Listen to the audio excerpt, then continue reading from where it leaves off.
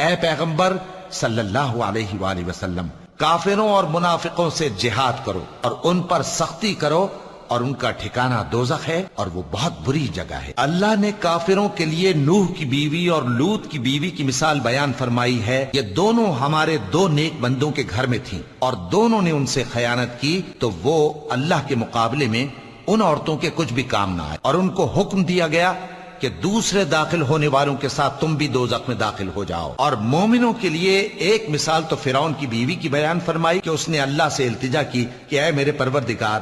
میرے لیے بہشت میں اپنے پاس ایک گھر بنا اور مجھے فرعون اور اس کے عمل سے نجات بخش اور ظالم لوگوں سے مجھ کو چھڑا لے۔ اور دوسری مثال عمران کی بیٹی مریم کی، جنہوں نے اپنی عزت و ناموس کو محفوظ رکھا تو ہم نے اس میں اپنی روح پھونک دی، اور وہ اپنے پروردگار کے کلام اور اس کی کتابوں کو برحق سمجھتی تھیں اور وہ فرما برداروں میں سے تھی۔